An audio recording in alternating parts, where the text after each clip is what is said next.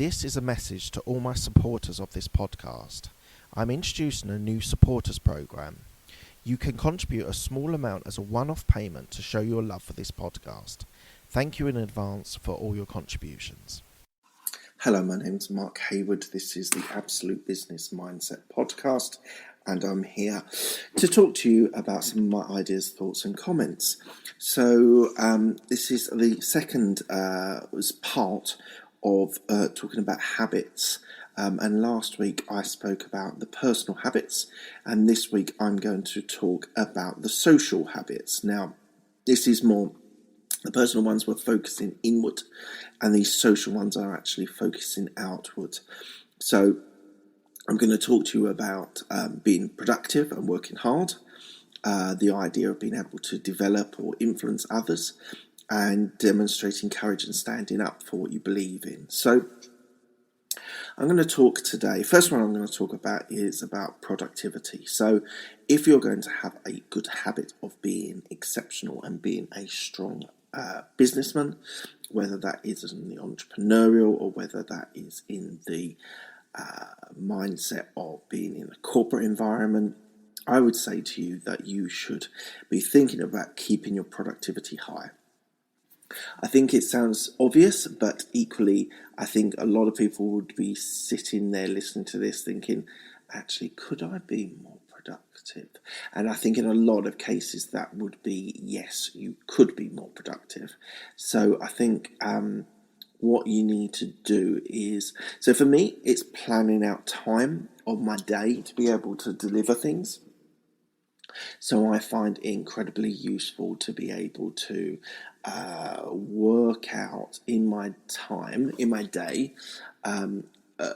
times which are for meetings. So they get added every day, and then I like to fashion out times of my day where I am actually being productive on a deep thought or a deep work, to name something like Cal Newport. So I block these times out of my day. It actually looks like I've got a very full diary, which is true, but the reason why I do that is that my meetings fill up very, very quickly, and so it's quite difficult to manage the time, the work that I need to do. So meetings can hamper my productivity, but there is an element of being productive in those meetings as well. So equally, you go into every meeting, you challenge whether it needs an hour. Can it be done in half an hour? Challenge when you're in the meetings. Are you being effective? Are you thinking about the right things? Are you drifting, or is it focused and sort of the analysis and the sort of understanding what is needed to be done? So I would say it's incredibly important in meetings to try and be productive. Equally, outside of that time, you only have a limited amount of time to be able to deliver everything else. So I think it's important for me. Some people do to-do lists, and that does work to an extent for me. I went through a phase where I was having lists of things that needed to be done. I actually then found it actually more helpful to block time out because that prioritizes it for me as well. I do things that need to be done. So I'm doing a demo to a client on Wednesday. Unfortunately, I can't do a lot of work on Monday due to other commitments. So I've blocked out an hour and a half to hone my demo for this particular product. So I think it's incredibly important to give yourself enough time at these sorts of things. And if I couldn't do it in the day, I'd have to do it after hours. And but equally, I think for doing something like a demo to a client, you've got to get it right. So you need plenty of time to be able to get it right. So if I'd had that in a to-do list, you sometimes get lost with to-do lists. So I honed my list. My mentor gave me this suggestion to do a list where it's the must-dos, it's the should-dos, and the hope-to-dos. So you don't have one to-do list, you have three. And the idea is that you do that every day or every couple of days, where you're then able to work out what needs to be done and what is the urgent things that need to be done that day. So I think it is important to be able to think about those sorts of things. And for me at the moment, and it might change, but me at the moment, the blocking out time to do work is critically important for me, because I actually have at the moment quite deep periods where I'm actually going into quite a lot of detail. It's less things like transactional things that need to be done, like 3 or 4 or 5 things that need to be done, like one thing or another. There's a lot of deep work at the moment that I need to do. So whether it's user research, whether it's product development, whether it's project management, whether it's client engagement, there's lots of hats that I wear at the moment in my business. So it's important to be able to prioritize and make yourself productive, because one of the saying, there's been a lot of communication about in the papers and on the magazines about people not being productive, people turning up, having coffees at the coffee machine, water at the water cooler, chatting away, being disruptive, communicating with people about not important things. And yeah, there's an element of that in the world, but equally you should be trying to deliver high quality things on a regular basis, and that is best way to do it is being productive. So I've talked a lot about productivity there. Second one is to be able to influence others. This is tricky to learn. It's also tricky to teach. So this is a bit of a struggle for me, because I found being more influential sometimes is a little bit to do with personality. So it means that when you're in situations and you're influencing your boss, you're influencing colleagues, you're delegating, you're trying to convince people to, the worst, which might be thought of as in bad ways, do what you want to do. Equally, when you're in a corporate environment, there is a lot of that. You need to convince people to help you, to do stuff for you.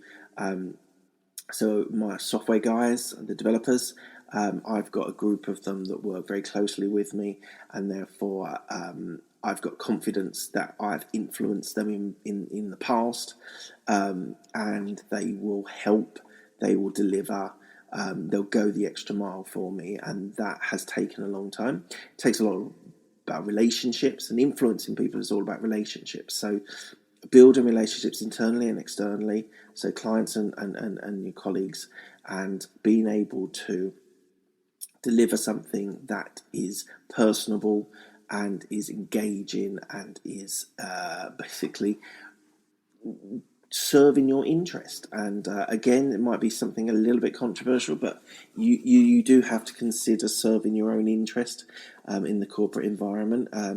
So I would say that's also equally. There might be things like your boss, or bosses, or more senior to you, that you might want to influence, and that's down to personality again. Some people are more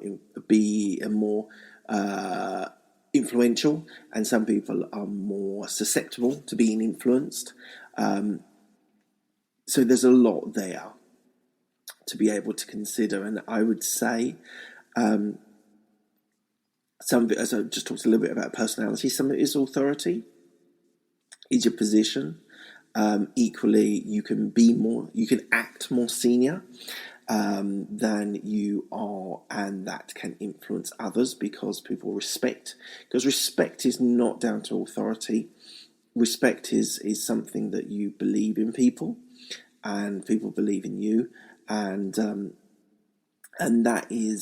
that's just treating people well. And there is people in my business who don't treat people very well, and then when crisis, not even crisis, doesn't have to be, but when there's a moment where you need someone to go the extra mile, they won't. They'll pack up and go home if you're not there and they don't have respect for you. So I think respect is a big thing when it comes to influencing others.